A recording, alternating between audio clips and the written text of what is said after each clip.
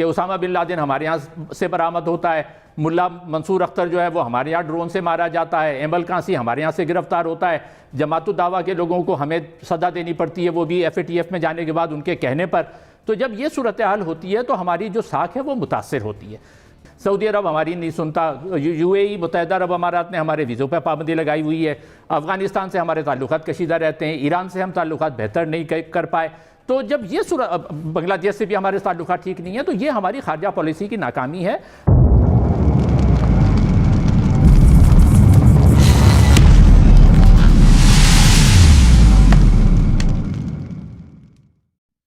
जय हिंद दोस्तों, आपका स्वागत है हमारे YouTube चैनल स्वराज तक पर।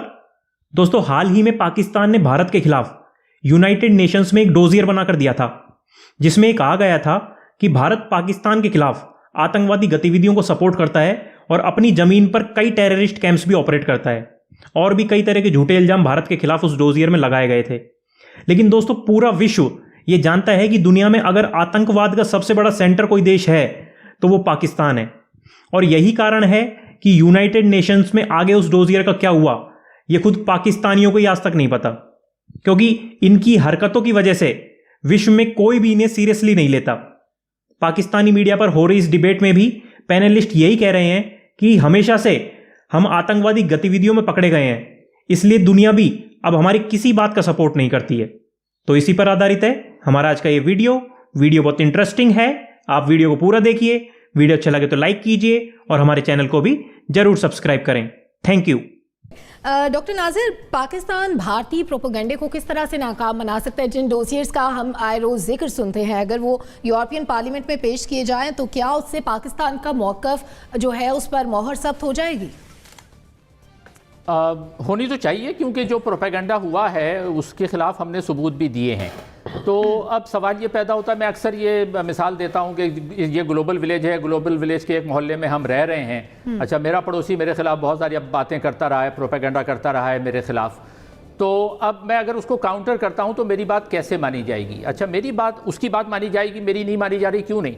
उसकी 2-3 वजह होती है ना। पहली बात तो ये होती है कि मुझे भी उसको काउंटर करने के लिए ठोस सबूत सामने रखने पड़ेंगे।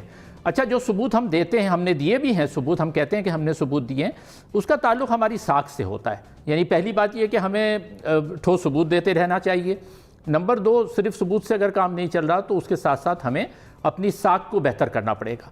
और क्योंकि मैं क्यों ये कह रहा हूँ, इसलिए कि अगर कहीं से कोई सबूत आता है और अगर जो सबूत देने वाला है उसकी साख स्ट्रॉन्ग नहीं है, मजबूत नहीं है, तो उन सबूतों पर यकीन नहीं किया जाता। तीसरी बात यह कि पड़ोसियों से ताल्लुकात बेहतर होने चाहिए। जिस महल्ले में मेरे खिलाफ बातें मेरा पड़ोसी कर रहा है, अगर मेरे महल्ले में मेरे ताल्लुकात अच्छे हैं तो वो जिनसे मेरे ताल्लुकात अच्छे हैं वो उस मेरे पड़ोसी की बातें नहीं मानेंगे। लेकिन असल में हो क्या रहा है? होता यह है कि हम कहते तो हैं लेकिन दुनिया क्यों नहीं मानती मतलब जो हकीकत जो होती है कि उसामा बिन लादेन हमारे यहाँ से बरामद होता है, मुल्ला मंसूर अख्तर जो है वो हमारे यहाँ ड्रोन से मारा जाता है, एमल कासी हमारे यहाँ से गिरफ्तार होता है, जमातुद दावा के लोगों को हमें सज़ा देनी पड़ती है, वो भी FATF में जाने के बाद उनके कहने पर। तो जब ये सूरत हाल होती है तो हमारी जो साख है वो मुतासिर होती है। दूसरी बात यह कि वो अपनी साख कैसे बेहतर कर लेते हैं, इसका आपका ताल्लुक़ माशी सूरत हाल से भी है। अब देखें, आज की खबर है कि भारत ने जो है वो नेपाल और बांग्लादेश को वैक्सीन फराहम कर दी है, वहाँ पर वॉलंटरीली वो देने के लिए। हम अपने लोगों को भी वैक्सीन नहीं दे पा रहे हैं। तीसरी बात, ताल्लुकात हमारे पड़ोसियों से कैसे बेहतर होंगे? देखिए, हमारे 6-7 पड़ोसी हैं ना, वैसे तो गाँव में सैकड़ों लोग रहते हैं, लेकिन 6-7 पड़ोसी हमारे अफ़गानिस्तान, ईरान, सऊदी अरब, बांग्लादेश को लेने ज़रा दूर है, मुत्तहिदा अरब अमारात है, और भारत तो हमारा है ही मुखालिफ। तो ये 6-7 जो मैंने पड़ोसी गिनाए हैं, अगर इनसे मेरे ताल्लुकात अच्छे हों तो लोग हमारी बात सुनते हैं। अब सूरत हाल ये कि ये 6 के 6 हमारी बात सुनने पे तैयार नहीं है। सऊदी अरब हमारी नहीं सुनता, UAE मुत्तहिदा अरब अमारात ने हमारे वीज़ों पर पाबंदी लगाई हुई है, अफ़गानिस्तान से हमारे ताल्लुकात कशीदा रहते हैं, ईरान से हम ताल्लुकात बेहतर नहीं कर पाए। तो जब ये बांग्लादेश से भी हमारे ताल्लुकात ठीक नहीं है, तो ये हमारी खारजा पॉलिसी की नाकामी है। अगर हमें भारत के प्रोपेगेंडा को काउंटर करना है तो हमें एक बेहतर खारजा पॉलिसी बनानी होगी, पड़ोसियों से ताल्लुकात बेहतर करने होंगे, अपनी साख बेहतर बनानी होगी, उसके लिए कुछ पड़ोसियों को ऑन बोर्ड लेना, हाँ, और उसके लिए कुछ अच्छे काम हमें करने होंगे। अगर हमारी साख अच्छी नहीं है कि भाई आपके यहाँ तो जो है वो अच्छे काम नहीं होते, तो इससे हम महल्ले में हमारी रेपुटेशन ख़राब होती है, लोग हमारी बात नहीं सुनते। देखिए, भारत जो भी करता है वो झूठा प्रोपेगेंडा करता है, तो वो अपने नेशनल इंटरेस्ट को देख के करता है।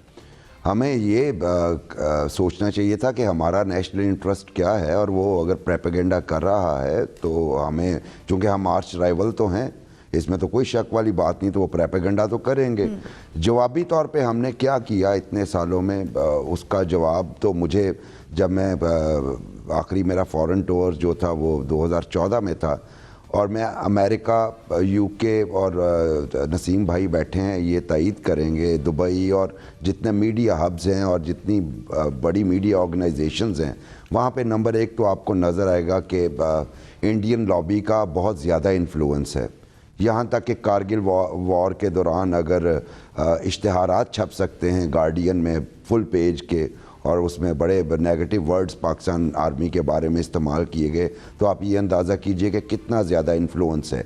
एक तरफ तो मीडिया चूँकि एक है पावर और प्रोपेगेंडा मशीन है, इंडिया उसको बड़े अच्छे तरीके से इस्तेमाल कर रहा है।